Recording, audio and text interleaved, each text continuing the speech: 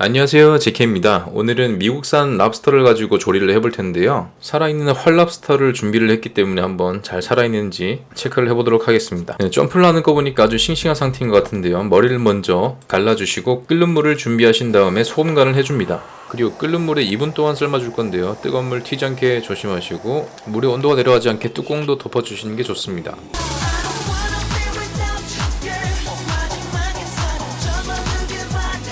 2분이 지나면 랍스터를 도마 위에 올려주신 다음에 집게발을 통째로 2개 제거를 해주시고 머리 부분과 몸통을 비틀어서 꼬리살을 분리를 해줍니다. 다른 랍스터도 똑같이 집게다리를 제거하고 머리와 몸통을 비틀어서 꼬리살을 제거해줍니다. 다음은 랍스터 가장자리를 손가락으로 누르면서 압박해주면 껍질과 살이 분리가 됩니다. 가장자리 양쪽을 손가락으로 당기면서 꼬리살을 꺼내주시면 되고요. 랍스터 꼬리살을 제거하다 보면은 저렇게 까만색 내장 같은 것이 있는데요. 새우랑 동일하게 있는 것이니까 저것도 제거해 주시면 됩니다. 그리고 집게다리는 면적이 넓은 곳과 좁은 곳이 있는데 좁은 곳을 흔들면서 당겨 주시면은 작은 집게다리 쪽에 있는 살이 쉽게 분리가 되는데요. 반대쪽에 있는 면적이 넓은 집게다리 부분은 랍스터 가위로 끝부분을 잘라줍니다. 그리고 랍스터 바깥쪽을 따라서 가위질을 하면은 껍질과 살이 완전히 분리가 됩니다. 다시 한번 보게 되면 집게다리 좁은 쪽을 흔들면서 당겨 주시면은 살이 쉽게 분리가 되고 반대쪽에 있는 넓은 집게다리의 끝쪽 부분을 가위로 자르고 집게다리 바깥쪽 부분을 가위로 잘라나가면은 쉽게 살이 분리가 되는데요. 랍스터 가위가 없으신 분들은 조리용 망치나 칼등을 이용해서 껍질을 부셔도 괜찮습니다. 지금 손질하고 있는 랍스터의 관절 부분은 랍스터 가위를 이용해서 스트레이트로 쭉 잘라주면은 가장 좋긴 하지만 저걸 2등분으로 나눠서 젓가락으로 밀어줘도 살이 잘 분리가 됩니다.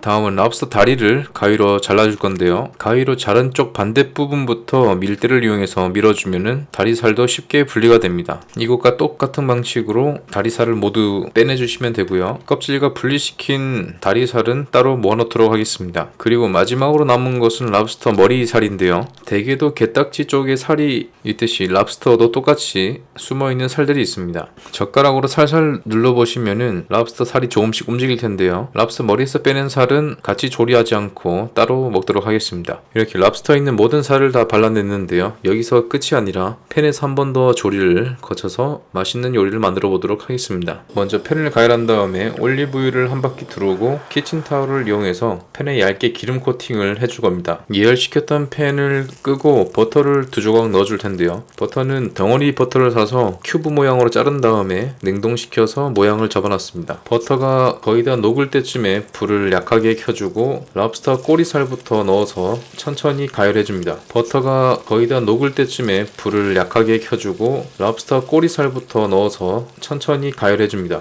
이렇게 되면 랍스터 등 쪽에 있던 색소가 버터에 녹아나서 버터가 약간 붉은색을 띠게 되는데요. 마치 샤프론을 넣은 것 같은 색깔을 연상시키기도 합니다. 이 조리법으로 랍스터를 익히실 때 가장 중요한 점은 랍스터가 완전히 익지 않게 조리해 주셔야 된다는 점인데요. 그렇기 때문에 가장 늦게 익는 두꺼운 꼬리살을 넣어서 먼저 익히고 그 다음에 집게살을 넣고 관절살을 넣어서 크고 작은 순으로 랍스터 살을 넣어서 익혀주면은 랍스터의 식감을 비슷하게 맞출 수가 있습니다. 랍스터로는 회로도 먹기 때문에 2분 동안 익힌 것을 바로 먹으셔도 상관은 없는데 끓는 물에 2분 동안 삶은 랍스터를 오일과 함께 드시면은 버터와 함께 먹는 것보다는 가벼운 느낌과 좀 더 프레시한 맛을 느낄 수가 있고 버터를 첨가해 주시면은 풍미가 좀 더 살아난다는 장점이 있습니다. 팬에서 랍스터를 2차 조리했을 때 장점을 꼽는다면 일단 랍스터의 표면이 팬에서 가열됨으로 인해서 감칠맛이 더 높아지고 랍스터에 있던 해산물의 향과 버터가 어우러져서 소스를 만들 수 있다는 장점이 있습니다. 혹시나 캐나다산 랍스터를 가지고 조리를 하신다면은 캐나다산 랍스터는 완전히 익혀 드시는 것을 권장을 드리고요. 캐나다에서는 1년 동안 기생충으로 인한 사망 사건이 많기 때문에 해산물 및 어패류를 날것으로 먹는 것을 권장하지 않고 있습니다. 그 이유는 바다의 염도가 낮아서 해산물의 기생충이 활동하기가 더 편하기 때문인데요. 그래서 모든 사람이 다 기생충에 피해를 입는 것은 아니지만 주의하셔서 섭취하시기 바랍니다.